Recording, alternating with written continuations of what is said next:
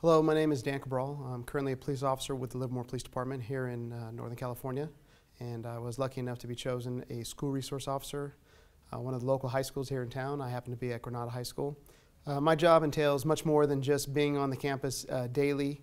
It is also extracurricular activities, and those would be classified as basketball games, football games, dances, which are pretty frequent.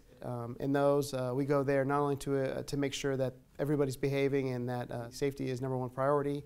However, we do run across the normal types of behaviors that kids do, drugs and or drinking, some other things that go along with that, but those seem to be two of the major issues that we encounter with our extracurricular activities beyond just the normal day activities of school. Recognizing that drugs and alcohol are one of our #1 battles in the high school, we've come up with a program where we're able to screen out kids prior to them entering dances or events using a preliminary alcohol screening device.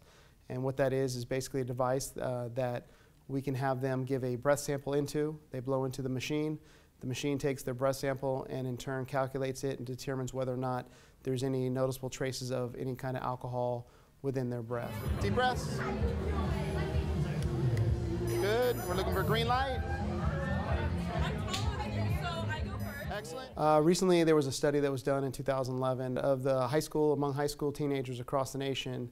And within the last 30 days, they polled these students, asked them, what percentage of these kids have done alcohol or have used alcohol in the last 30 days, and it was a whopping 39%. It may not seem like a lot, I know people are thinking back in our day we drank, but it's much more than that. These kids are using this pretty routinely, and it's becoming quite the norm.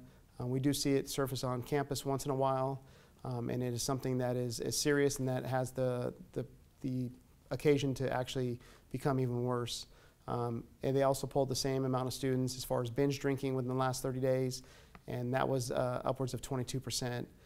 Binge drinking is basically drinking in excess to where you're purposely drinking with the intent to get extremely intoxicated.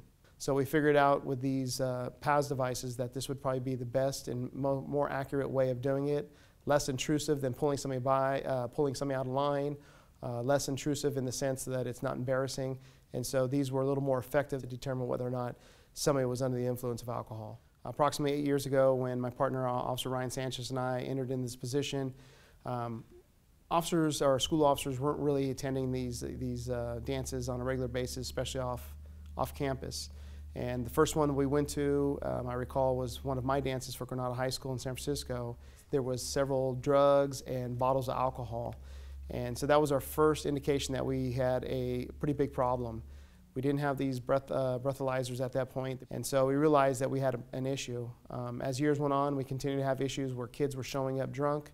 In the last 5-6 dances, we've only had one student come up that actually gave a sample that had alcohol on their breath. And that individual, in that case, she was arrested by one person getting caught and being pulled aside. It spreads the message to the other student body that, hey, this is something that's not going to be accepted, they're serious about this, and we need to really curb our behavior.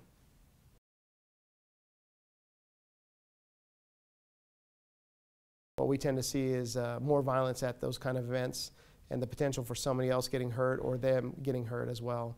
And then also, of course, these kids drive, a lot of these kids drive to these functions.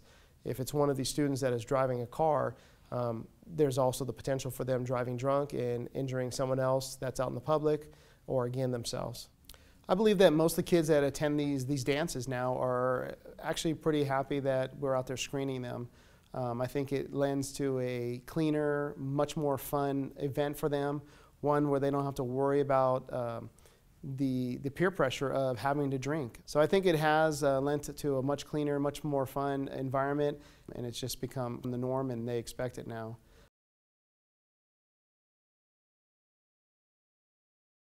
Since deploying this program and using these preliminary alcohol screening devices, I think we've seen a sharp decrease in the amount of drug use, sharp decrease in the amount of alcohol use. Not only are we educators and law enforcement that work these dances, but most of us are parents. And it's like with our own kids. The last thing we want to do is have one of our own kids get hurt or injured. And that's kind of what we're doing here is we're parents for these kids when their parents are not there. I think we'd be doing these kids a disservice if we didn't make sure that they were clean and sober prior to entering these dances.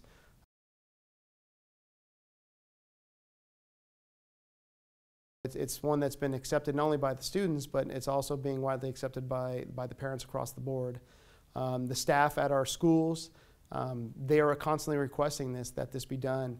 This is something that we work hand in hand with, and that they are extremely happy for us to be there. So it helps to make sure that our kids are in a fun environment that is going to be safe. At the conclusion of our dances, the kids obviously are dismissed and they leave approximately 10:30 at night. And so we realize that, you know, kids are, for the most part, are going to be good. They're going to hold true to what they've came in as, and that's sober. But we do realize that a small percentage of them probably will go out, might drink at parties. But we do find that a lot of them do go to our local parks where it's much more dark and they're alone, where there's not adults, and will have a tendency to drink. To combat that, what we do is after these parties, we will go out in pairs of two. And basically what our function is once the party's over, or once the dance is over, we go out to these local parks and places where other kids hang out, and we do enforcement. And we look for kids who are using or drinking alcohol and or drugs, and we will do the same thing as we would if we caught them at our school. The juvenile enforcement team is helping to decrease alcohol-related offenses. And it's going to be continued on for the next several years. It is having a positive impact on those enforcement efforts within Livermore.